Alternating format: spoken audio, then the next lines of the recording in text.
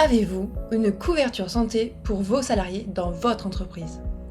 Si vous n'en avez pas, cette vidéo est faite pour vous. Nous accueillons au sein d'EasyConta Florent Rivoire, conseiller expert en protection sociale, qui répondra aux questions fréquentes posées par nos clients. Bonjour Florent. Bonjour. Voici la première question.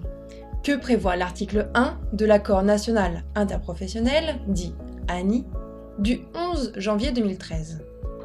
L'accord négocié par les partenaires sociaux prévoit la généralisation de la complémentaire santé à tous les salariés du privé. Aujourd'hui, 3 à 4 millions de salariés n'ont pas de mutuelle santé dans le cadre de leur entreprise. Ce sont eux qui vont bénéficier de cette mesure. La loi du 14 juin 2013 relative à la sécurisation de l'emploi traduit cet accord. Et quel calendrier a été prévu pour la mise en place de la complémentaire santé pour tous les salariés? La généralisation de la complémentaire santé a débuté avec l'ouverture des négociations entre partenaires sociaux dans les branches professionnelles et, à défaut, au sein des entreprises, depuis le 1er juillet 2014. L'objectif initial étant que tous les salariés soient couverts au 1er janvier 2016.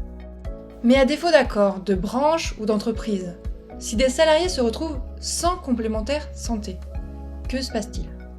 L'entreprise devra alors obligatoirement mettre en place, au plus tard le 1er janvier 2016, une couverture santé collective financée à minima à 50% par l'employeur, incluant un certain nombre de garanties planchers. Et la mise en place de la complémentaire santé pour tous les salariés peut-elle se faire à un coût raisonnable? Oui, pour aider les entreprises et les branches professionnelles à optimiser la gestion du risque et à proposer à leurs salariés des garanties de santé de qualité à un coût maîtrisé, des solutions innovantes existent. En effet, assurer tous les salariés avec la même complémentaire santé permet de mutualiser les risques et donc le coût. De plus, la cotisation est la même pour tous les salariés, quel que soit leur âge.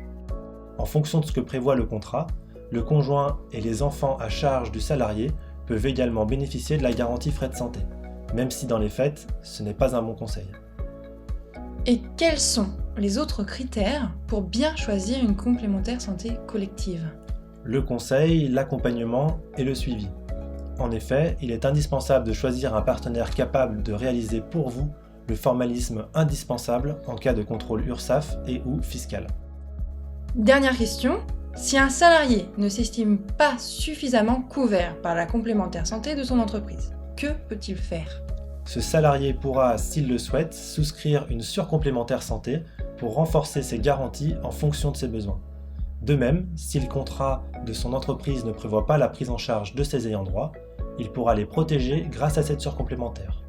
Les meilleurs contrats le prévoient, ce qui permettra aux salariés d'avoir un seul interlocuteur. Merci.